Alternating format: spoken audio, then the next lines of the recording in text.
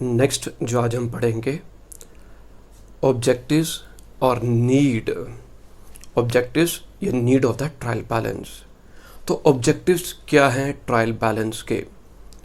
तो पहला ऑब्जेक्टिव आ गया to ascertain the arithmetical accuracy of the ledger accounts. Ledger accounts की अरिथमेटिकल एक्यूरेसी को जज करना, टू असर्टन करना। ट्रायल बैलेंस एक यूजफुल टूल है जो हमें मदद करता है लेजर अकाउंट्स को चेक करने में उनकी अरिथमेटिकल एक्यूरेसी के लिए। अगर ट्रायल बैलेंस के दोनों साइड बराबर हैं, इसका मतलब आ गया कि हर एक ट्रांजैक्शन का जो डेबिट वाला पार्ट था वो लेजर अकाउंट्स के डेबिट में पोस्ट किया गया है और जो क्रेडिट पार्ट था वो लेजर अकाउंट्स में राइटली क्रेडिट साइड में लिखा गया है, पोस्ट किया गया है। तो हर एक जर्नल एंट्री का, हर एक ट्रांजैक्शन का डेबिट वाला पार्ट डेबिट में ही पोस्ट हुआ है और क्रेडिट वाला क्रेडिट में ही गया है। मींस वो राइट प्लेस पर उनकी पोस्टिंग हो गई है। Next is to help in the detection और लोकेशन ऑफ एरर्स।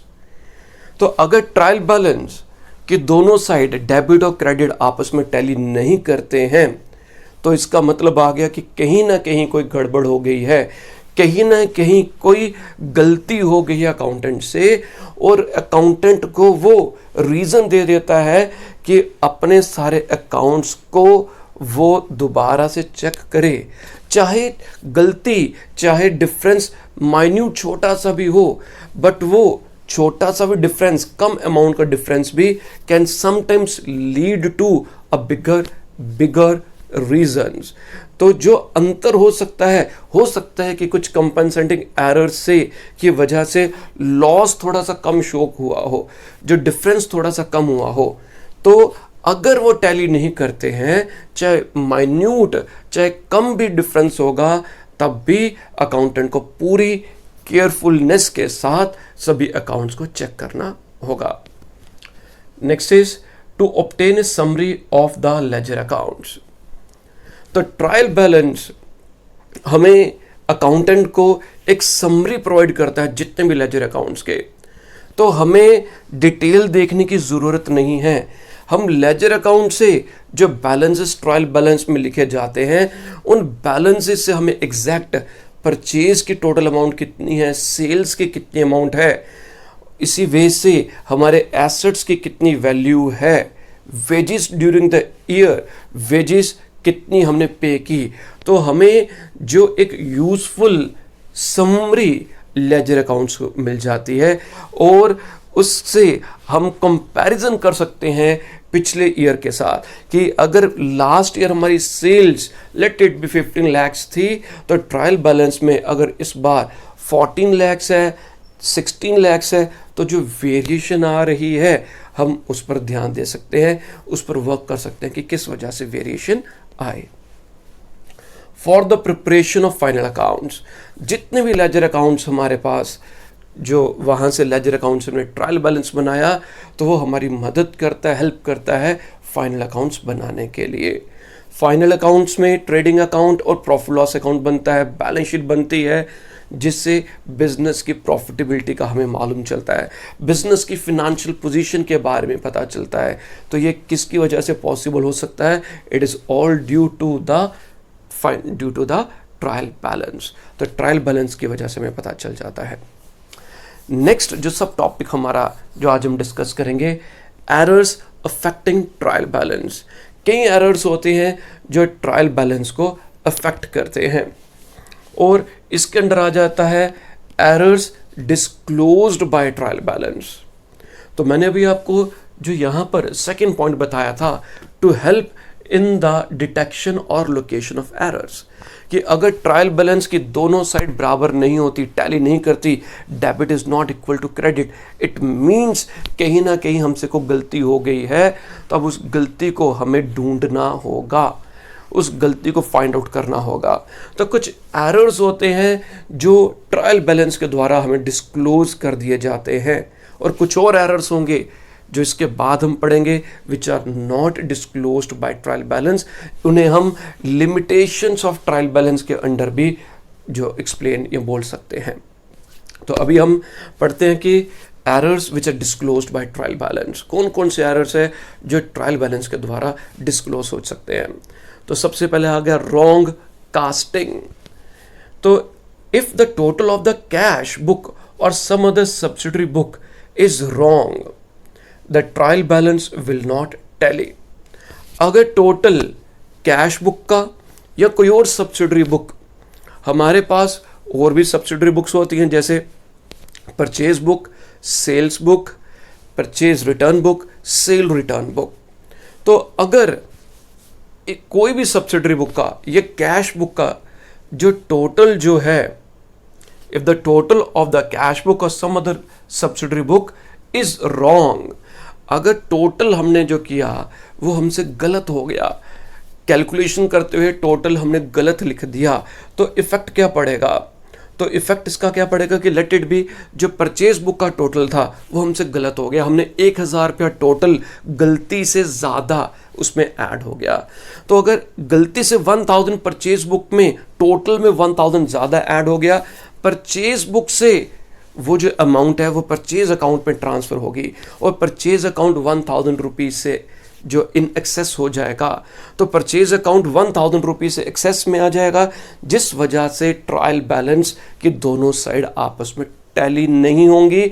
और जब टैली नहीं होंगी, it is a clear indication कि कहीं ना कहीं कोई गड़बड़ हो गई है, कहीं ना कहीं कोई गलती हो गई है।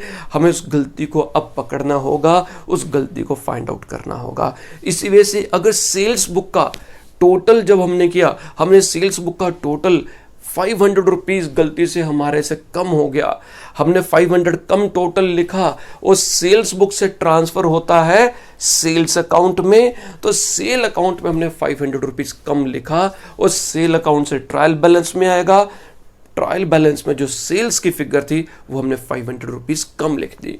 तो अगर 500 कम लिखा, trial balance will not tally. Next is बेटा posting to the wrong side. Wrong side हमने कोई चीज पोस्ट कर दी। If instead of posting an amount on the debit side of an account, हमने पोस्टिंग करनी थी debit side of an account, किसी अकाउंट के डेबिट में लिखना था, तो it is posted on the credit side और वाइस वर्सा। हमने किसी को डेबिट साइड में लिखना था बट गलती से हमने उस पर्टिकुलर कोई भी अकाउंट था उसके क्रेडिट में लिख दिया। हमने क्रेडिट में लिखना था, गलती से हमने डेबिट में लिख दिया, तो उससे क्या होगा? ट्रायल बैलेंस टैली नहीं करेगा। मैंने ए का जो अकाउंट बना रहा हूं, मैंने ए के डेबिट में अमाउंट लिखनी थी, ए के डेबिट में लिखनी थी, बट जब लिख रहा था सावधानी हटी, दुर्घटना घटी, लिखते समय ध्यान कहीं और चला गया, डेबिट की जगह मैंने उसे क्रेडिट की साइड में लिख दिया, बाय कर लिख दिया। लिखना डेबिट में था, लिख क्रेडिट में दिया, तो टोटल जब लास्ट में हम टैली करेंगे ट्रायल बैलेंस का, वो टैली नहीं करेगा। नेक्स्ट इज बेटा पोस्टिंग ऑफ रॉन्ग अमाउंट। हमने रॉन्ग अमाउंट पोस्ट कर दी। The trial balance will not tally if the posting is made with an incorrect amount. हमने अगर गलत अमाउंट से पोस्टिंग कर दी, जनरल एंट्री में 500 रुपीज थे, जनरल एंट्री में 500 रुपीज थे, जब हमने पोस्टिंग करनी थी तो किसी अकाउंट के डेबिट में तो हमने सही पोस्ट किया, बट हमने जो अमाउंट है, हमने जनरल एंट्री जो थी लेट इट बी 500 रुपीज की जनरल एंट्री थी, बट जब हमने पोस्टिंग की तो हमने 500 की जगह 5000 रुपीज पोस्ट कर दिया, या 500 की जगह 50 रुपीज, 1 0 कम या ज्यादा कर दी, तो उससे क्या होगा? हमारा ट्रायल बैलेंस जो होगा वो टैली नहीं करेगा। तो क्या आ गया? Posting of wrong amount. तो हमने पोस्टिंग जो की, जो वहां पर अमाउंट लिखी, अमाउंट हमने किसी अकाउंट में गलत लिख दी, लिखी सही जगह में, डेबिट में लिखना था डेबिट में ही लिखा, बट डेबिट में मुझे 500 रुपीज लिखना था, लिखते समय मैंने 50 रुपीज लिख दिए, या लिखते समय मैंने 5000 रुपीज लिख दिए। तो दो जगह पे जर्नल एंट्री का इफेक्ट दो जगह आता है। एक जगह तो मैंने एग्जैक्ट 500 लिखा, बट दूसरे अकाउंट में मैंने 500 की जगह इधर 5000 और 50 रुपीज लिख दिए। Trial balance again it will not tally.